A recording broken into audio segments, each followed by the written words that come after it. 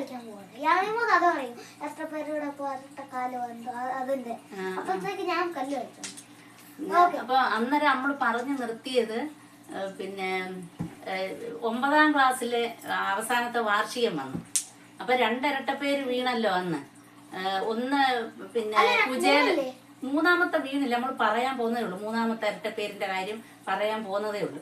2 ഇരട്ടപ്പേര് കുചേലനും പള്ളിയിലച്ഛനും.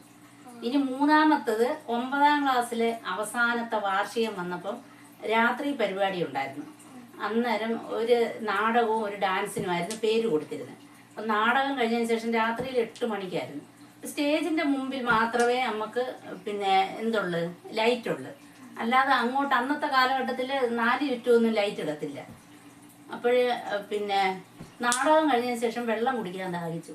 അപ്പം 3 ടീച്ചർമാരുണ്ട്, എവിടെ പോയാലും അവരോട് പറഞ്ഞിട്ട് പോകണമെന്ന് പറഞ്ഞുകൊണ്ട് ആ ശാരദക്കുട്ടി സാറെന്ന് പറയുന്ന ടീച്ചറിൻ്റെ അടുത്ത് ചെന്ന് പിന്നെ വെള്ളം കുടിക്കണമെന്ന് പറഞ്ഞപ്പം നടവടിക്ക് കടയിൽ വിളിച്ചുകൊണ്ട് പോയി. 3 ടീച്ചർമാരും കൂടെ നടവടിക്ക് കടയിൽ കൊണ്ടുപോയിട്ട് നാരങ്ങ വെള്ളം വാങ്ങിച്ചു തന്നിട്ട് പെട്ടെന്ന് അടുത്ത പരിപാടിക്ക് ഒരുങ്ങാൻ വേണ്ടിയിട്ട് കടയിൽ നിന്ന് എടുത്ത് ഇങ്ങോട്ട് ചാടിയതും സ്കൂള് പുതിയ കെട്ടിടം കെട്ടാൻ വേണ്ടിയിട്ട് വാനം തോണ്ടാൻ കുഴിച്ചിട്ടിരുന്നു. അതോ കുഴി എന്ന് പറഞ്ഞാൽ നല്ല ശരിക്കും കുഴിയാണ്, 2 നില കെട്ടിടം പണിയാനല്ലയോ, കുഴിച്ചിട്ടേക്കുമായിരുന്നു.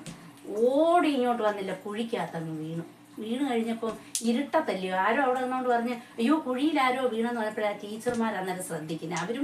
അവരുടെയും കുറ്റമല്ല, നാരങ്ങ വെള്ളം കുടിച്ചിട്ട് അങ്ങനെ ഓടി ഇറങ്ങുമെന്നുള്ള കാര്യം അവർക്കും അറിയത്തില്ലല്ലോ. അപ്പോഴത്തേനും പിന്നെ ആളെല്ലാം കൂടെ ഓടിക്കൂടി. അന്ന് 10ാം ക്ലാസ്സിൽ പഠിക്കുന്ന ഒരു കുട്ടിയായിരുന്നു. അന്ന് കുന്നത്തൂർ ഗോവിന്ദപിള്ള, രാഷ്ട്രീയ നേതാവൊക്കെ എന്നെ ഇലക്ഷനൊക്കെ നിർത്തിയത് കുന്നത്തൂർ ഗോവിന്ദപിള്ളയാണ്. കുന്നത്തൂർ ഗോവിന്ദപിള്ള അവിടുന്ന് ആ കടയുടെ അവിടുന്ന് ഒരു ഏണി എടുത്തുകൊണ്ട് വന്ന് വേറെ 2-3 വലിയ ആൺപിള്ളേരും കൂടെ ഏണി, അപ്പോഴത്തേന് പിള്ളേരെല്ലാം കൂടി ഞാനങ്ങ് വീണ് കഴിഞ്ഞില്ലേ. പിന്നെ എനിക്കൊന്നും അറിയത്തില്ലല്ലോ, എന്തോ ഒരു ഇരുട്ട് പോലെ എൻ്റെ കണ്ണിൽ തോന്നിയത് മാത്രമേ എനിക്കറിയൂ. കുന്നത്തൂർ ഗോവിന്ദപിള്ള വന്ന് കുഴിക്കകത്തിറങ്ങി എന്നെ അവിടുന്ന് പൊക്കിയെടുത്ത് പുറത്തിട്ടപ്പോൾ എനിക്ക് ബോധമില്ല, അരമണിക്കൂർ ബോധമില്ലായിരുന്നു. അപ്പോഴത്തേന് പരിപാടിയെല്ലാം നിർത്തി വെച്ചിട്ട് സാറുമാരും HM-ഉം അവിടുത്തെ സീനിയറായിരുന്നു രവി സാറ്, അവരെല്ലാം കൂടെ ഓടിയെത്തി വെള്ളമൊക്കെ കോരി ഒഴിച്ചിട്ടൊന്നും ബോധം വീഴുന്നില്ല. അപ്പോൾ എൻ്റെ ഒറ്റ സുഹൃത്ത് ലതിക എൻ്റെ അടുത്ത് നിന്നുകൊണ്ട് വലിയ വാവിട്ട് കാലിന്. ഈ കരഞ്ഞ സമയത്ത് അവിടെ നിന്ന് എൻ്റെ ക്ലാസ്സിലെ ഒരു പയ്യനും കൂടെ ഉറക്കെ ഇങ്ങോട്ട് കരയാൻ തുടങ്ങി. അപ്പം ആ പയ്യൻ എന്ന് പറയുന്നത് അവിടുത്തെ ഏറ്റവും വലിയൊരു പ്രമാണിയുടെ മോനാണ്, മാരൻപിള്ളയത്തെ സ്വാമിയുടെ മോനെന്ന് പറയും. ഈ സ്വാമി എന്ന് പറയുന്ന അദ്ദേഹത്തിൻ്റെ ഒറിജിനൽ പേര് എനിക്കറിയത്തില്ല, പുള്ളിയുടെ ഇരട്ടപ്പേരാ സ്വാമിന്ന്. അപ്പോൾ പുള്ളിക്ക് ഈ സ്വാമി എന്നുള്ള പേര് വീഴാൻ കാരണം പുള്ളി അവിടുത്തെ ഭയങ്കര ജന്മിയാണ്. അവിടുത്തെ ആ ജംഗ്ഷനിലെ കടകളും ഒക്കെ അദ്ദേഹത്തിൻ്റെയാണ്. എന്നിട്ട് ഒരു പണക്കാരൻ്റെ വട്ടയെ പുള്ളിക്കാരനില്ല. അപ്പൊ അന്നേരം പിന്നെ അതെ പുള്ളിക്കാരനാണെങ്കിൽ ഒരു ധനവാന്റെ ഒരു മട്ടയില്ല, കടയൊക്കെ തൂത്തുവാരുന്നതും കൃഷിക്കാരുടെ കൂടെ നിന്ന് ജോലി ചെയ്യും, പുള്ളിയുടെ വീട്ടിലെ കൊപ്ര വെട്ടുമ്പം കൂടെ നിന്ന് വെട്ടും. അങ്ങനെ അതുകൊണ്ട് അദ്ദേഹത്തിന് ഒരു ധനവാന്റെ മട്ടൊന്നും അല്ലായിരുന്നു. അതുകൊണ്ട് അദ്ദേഹത്തിനെ സ്വാമി എന്നുള്ള ഇരട്ടപ്പേരിൽ വിളിച്ചു. അദ്ദേഹത്തിന്റെ മോനും കൂടെ നിന്ന് ഉറക്കെ അങ്ങോട്ട് കരയാൻ തുടങ്ങി. അപ്പൊ ഞാൻ ബോധം വീഴുമ്പോ ഈ ലതികയും ബാലഗോപാലും കൂടെ അടുത്ത് നിൽക്കുന്നതാണ് ഞാൻ കാണുന്നത്. അപ്പോൾ എല്ലാവർക്കും അന്നേരം അരമണിക്കൂർ കഴിഞ്ഞ് വെള്ളമൊക്കെ തളിച്ച് ബോധം വീണ് കഴിഞ്ഞപ്പോൾ അവിടുത്തെ HM-ന് ഒരു ആമക്കാറുണ്ടായിരുന്നു. ആ കാറിനകത്ത് തന്നെ അവിടെ അടുത്ത് ആലിൻ്റെ അടുത്തൊരു ഹോസ്പിറ്റലുണ്ട്, അവിടെ കൊണ്ടുവന്നപ്പോൾ പറഞ്ഞ് അവിടെ പറ്റത്തില്ല, വേറെ എവിടെയെങ്കിലും കൊണ്ടുപോകും. ബോധം തെളിഞ്ഞെങ്കിലും താടിക്ക് എങ്ങാണ്ടൊരു ചെറിയ പരിക്കുണ്ടായിരുന്നു. അപ്പോൾ പുത്തൂർ ഹോസ്പിറ്റലിൽ കൊണ്ടുപോയി. ഇപ്പോൾ താടി എക്സ്റേ ഒക്കെ എടുത്തപ്പം താടിക്ക് കുഴപ്പമില്ലെന്ന് പറഞ്ഞ് ഇനി വിട്ട് കഴിഞ്ഞ് അന്നത്തെ പരിപാടിയൊന്നും പിന്നെ നടന്നില്ല. രാവിലെ വരെ സ്റ്റാഫ് റൂമിൽ കിടത്തിയിരുന്നു. അത് കഴിഞ്ഞ് രാവിലെ ആയപ്പം വീട്ടിൽ കൊണ്ടുവന്ന് വിട്ട് കഴിഞ്ഞിട്ട് 3-4 ദിവസം കഴിഞ്ഞപ്പോൾ എല്ലാം സുഖമായി. താടി വലിയ കുഴപ്പമൊന്നും പറ്റിയില്ല, എങ്ങും ചെന്ന് ഇടിച്ചതൊന്നുമില്ല. ഈ താടി എന്ന് ഇടിച്ചതേ ഉള്ളൂ, പേടി കൊണ്ടങ്ങ് ബോധം കെട്ടതാ. അങ്ങനെ പിന്നെ സ്കൂളിൽ വന്നപ്പം ക്ലാസ്സിലിരുന്നപ്പോൾ അവിടെ ക്ലാസ്സിലെ പിള്ളേരെല്ലാം സ്വാമിയെ ശരണമയ്യപ്പോ എന്ന് വിളിക്കുന്നത്. എന്തോ ആ പയ്യൻ്റെ അച്ഛൻ്റെ പേര് സ്വാമി എന്നല്ലയോ, അതിന് സ്വാമിയെ ശരണമയ്യപ്പോ. പിന്നെ എന്നെ ആ 10ാം ക്ലാസ് ഫുള്ളൊരു പകുതി ഭാഗം വരെ ഇങ്ങനെ സ്വാമിയെ ശരണമയ്യപ്പോ എന്ന് പറഞ്ഞുകൊണ്ട് ഇങ്ങനെ വിളിക്കുകയും റോഡിൽ എഴുതി വെക്കുകയും വീട്ടിൻ്റെ ആ ജംഗ്ഷൻ വരെ ഒരു പള്ളി കുരിശടിയുടെ അവിടം വരെ എന്നെ ഇങ്ങനെ പേര് വിളിക്കുകയൊക്കെ ചെയ്ത് എനിക്ക് ഒരു നിവൃത്തിയില്ല. അന്ന് എൻ്റെ ക്ലാസ് ടീച്ചർ എന്ന് പറയുന്നത് പിന്നെ ബാലകൃഷ്ണപിള്ള സാറാണ്. സാറിൻ്റെ ഇരട്ട പേര് SI എന്നാണ്. അപ്പോൾ സാറിൻ്റെ അടുത്ത് നിന്ന് ഞാനിങ്ങനെ പരാതി വന്നു, സാറെ ഇങ്ങനെ പിള്ളേരെല്ലാം കൂടി ഇങ്ങനെ വിളിക്കുന്നു. അപ്പോൾ സാറ് അവന്മാർക്ക് 2 അടിയൊക്കെ കൊടുത്തിട്ട് പറഞ്ഞ് പോട്ടെ സാരമില്ല, ഇനിയിപ്പോൾ എന്ത് ചെയ്യാൻ, എല്ലാവരും പിള്ളേർ അത് മൈൻഡ് ചെയ്യണ്ട, അങ്ങ് നടക്കാൻ പറഞ്ഞു. വീട്ടിൽ ചെന്ന് വന്നപ്പോഴും പറഞ്ഞ ആ മിണ്ട അങ്ങ് നടക്കും.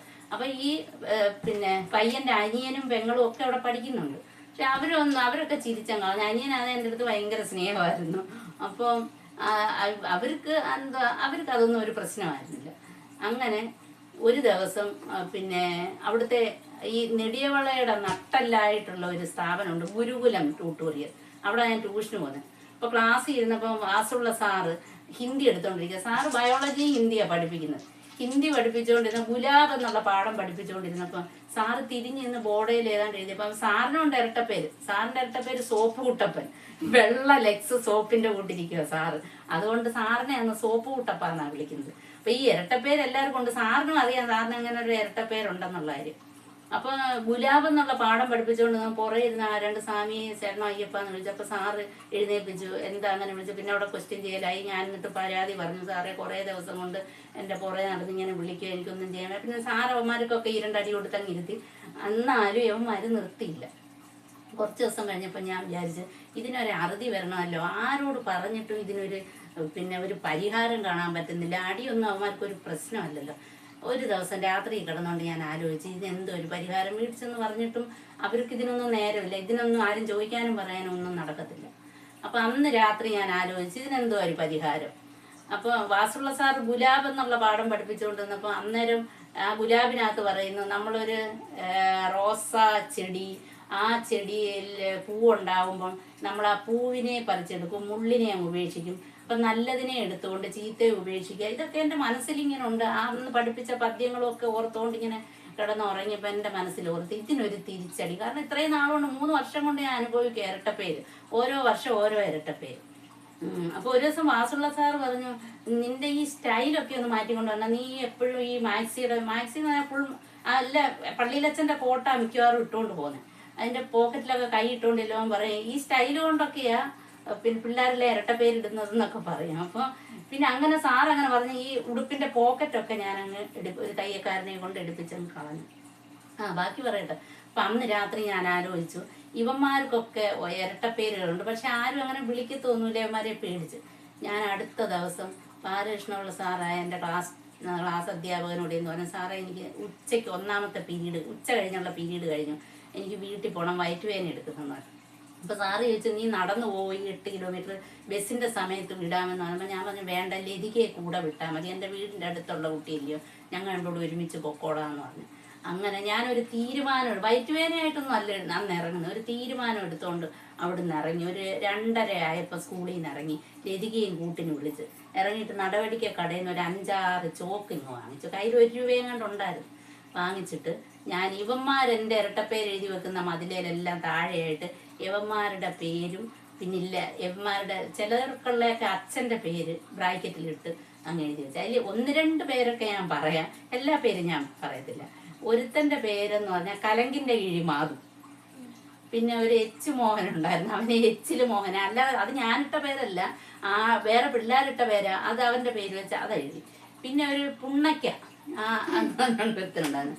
പിന്നെ അത് കഴിഞ്ഞ് പിന്നെ 3-4 പേര്, ആ പേരൊന്നും ഞാൻ പറയുന്നില്ല, അവർക്ക് കേട്ടാൽ ഇപ്പം മനസ്സിലാവും, അതുകൊണ്ട് ആ പേരുകളൊന്നും ഞാൻ പറയുന്നില്ല. കാഷ്യൂനട്ട് അങ്ങനെയൊക്കെയുള്ള പേര് ഇട്ടു. പിന്നെ അതിൻ്റെ മലയാളമാ എഴുതിയത്, ഇംഗ്ലീഷ് ഞാൻ മോനോട് പറഞ്ഞതേ ഉള്ളൂ. അപ്പോൾ അത് കഴിഞ്ഞതിന് ശേഷം പിന്നെ ഒരു പയ്യൻ്റെ അച്ഛൻ ഇങ്ങനെ കൃഷിയൊക്കെ കഴിഞ്ഞിട്ട് ഒരു തോട്ടിൻ്റെ അവിടെ നിന്നും കൊണ്ട് കോണകം എടുത്തുകൊണ്ട് കുളിക്കുമായിരുന്നു. അവൻ്റെ പേര് എഴുതിയിട്ട് അതിൻ്റെ സൈഡിൽ കോണകം എന്ന് എഴുതി വെച്ച്. അങ്ങനെ എന്നിട്ട് ഒന്നും അറിയാത്ത മട്ടിൽ ലതികയ്ക്ക് കുഞ്ഞുമോനച്ചായൻ്റെ കടയിൽ നിന്ന്, പാറയമുക്കിലെ കുഞ്ഞുമോനച്ചായൻ്റെ കടയിൽ നിന്ന് 2 കേക്കും വാങ്ങിച്ച് ഞങ്ങൾ രണ്ടുപേരും കൂടെ തിന്നിട്ട് ലതികയുടെ വീട് റോഡ് സൈഡിലാണ്, പുസ്തകം കൊണ്ടുവച്ചിട്ട് പിന്നെ ലതികയും വിളിച്ചുകൊണ്ട് വീട്ടിൽ പോയി ആറ്റുകടവിൽ ചെന്നൊന്ന് മുങ്ങി കുളിച്ച് ഇങ്ങനെ ഫ്രഷായി സമാധാനമായിട്ട് അന്നങ്ങ് വീട്ടിൽ വന്നു. ഇവന്മാർ വൈകിട്ട് വന്നപ്പോൾ അത് കണ്ടില്ല, പേരെഴുതി വെച്ചേക്കുന്നതൊക്കെ കണ്ട് ഇവന്മാരെല്ലാം അങ്ങ് അയ്യടാന്നായി. ഇവന്മാരെല്ലാം ഞാൻ ഒറ്റയ്ക്ക് കിടന്ന് ഇവന്മാരെല്ലാം കൂടെ ഇരട്ടപ്പേര് വിളിക്കാൻ പറ്റുമോ? പിന്നെ പറ്റിയ മാർഗം ഇതേ ഉള്ളൂ. എന്നിട്ട് ഇവന്മാരെല്ലാം ഇത് കണ്ടപ്പോൾ ഇവന്മാർക്കങ്ങ് ഭയങ്കരമായിട്ട് ഇതാ തോന്നി. കാരണം പിന്നെ പിള്ളേരെല്ലാം കൂടെ അവന്മാരെ ഇങ്ങനെ അങ്ങോട്ട് ഇരട്ടപ്പേരിൽ വിളിക്കാൻ തുടങ്ങി. അങ്ങനെ എൻ്റെ ഇരട്ടപ്പേരിന് അവിടെ ഒരു വിരാമം ഇട്ട് ഞാൻ. കാരണം പിന്നെ ഇവർക്കും അങ്ങ് ഫീൽ ചെയ്ത്. കാരണം ശരിക്കും എല്ലാ പേരും ഒന്നും ഞാൻ പറയുന്നില്ല, എല്ലാവർക്കും ഫീൽ ചെയ്യത്തക്കോണുള്ള പേരുകൾ ഞാനും അങ്ങോട്ട് എഴുതി വെച്ച് അല്ലാതെ വേറെ ഒരു പരിഹാരവും കാണുന്നില്ല. കാരണം നമ്മൾ അളമുട്ടിയാൽ ചേരയും കടിക്കുന്നുള്ളൊരു പഴഞ്ചൊല്ലുണ്ട്. ആ പഴഞ്ചൊല്ല് ഞാനിവിടെ അങ്ങ് പ്രാവർത്തികമാക്കി. അത് കഴിഞ്ഞ് ഞാൻ സ്കൂളിൽ ചെന്നു. പിന്നെ എന്നെ ആരും ഇരട്ടപ്പേര് വിളിക്കത്തില്ല. ആ ഇരട്ടപ്പേരിനൊരു ശമനം ഉണ്ടായി. എന്നാലത് തിരിച്ചടി കൊടുത്തപ്പോൾ, കാരണം 3 വർഷമായിട്ട് ഞാൻ സഹിക്കുമല്ലയോ, ആർക്കും ഇതിനൊരു പ്രതിവിധി ഉണ്ടാക്കാൻ പറ്റുന്നില്ല. അങ്ങനെ ആ ഇരട്ടപ്പേരിന് ഒരു വിരാമം അവിടെ ഉണ്ടായി. എന്നിട്ട് പിന്നെ അപ്പം അത് 10ാം ക്ലാസ് പരീക്ഷ കഴിഞ്ഞ് ആകെ 45 പിള്ളേരെങ്ങാണ്ടുള്ളതിൽ ഞങ്ങൾ 4 പേരെ ആ സ്കൂളിൽ ആ ക്ലാസ്സിൽ ജയിക്കുന്നത്. 5 പേരെങ്ങാണ്ട് ജയിച്ചു. അന്നങ്ങനെ പഠിക്കാത്തവരെല്ലാം അങ്ങ് തോറ്റു പോവുമായിരുന്നു. പിന്നെ കോളേജ് വിദ്യാഭ്യാസത്തിന് അങ്ങോട്ടായി. പിന്നെ അത് വേറെ ഒരു സ്റ്റൈലായി. പിന്നെ അത് കഴിഞ്ഞ് ഇപ്പം മോനെ കൊണ്ട് ഗ്രൗണ്ടിൽ പോകുമ്പം ഇവിടുത്തെ ഒരു ഇംഗ്ലീഷുകാരി പെണ്ണുമ്പിള്ള ഒരു ദിവസം എന്നോട് ചോദിച്ച്, എൻ്റെ കൂടെ ഓടുന്ന അവരെന്നും ഓടാൻ വരും. അപ്പം അവരുടെ കൂടെ ഞാൻ ഓടിക്കഴിഞ്ഞപ്പം ഒരു പഞ്ചാബി ആൻറ്റി എന്നോട് അവിടെ നിന്നുകൊണ്ട് കണ്ടിട്ട് പറഞ്ഞ്, ഓ ദൗഡ്നേമി ഉസ്താദ് ആയുഷ്മതി ഭവ എന്ന് പറഞ്ഞു എൻ്റെ അടുത്ത്. അപ്പൊ ഞാൻ ഈ ഉസ്താദ് കേട്ടപ്പോൾ എൻ്റെ മനസ്സിൽ ഇങ്ങനെ തോന്നി, എൻ്റെ ഈശ്വര കാനഡയിൽ വന്നിട്ട് എനിക്കൊരു പേര് കിട്ടിയല്ലോ എന്ന്.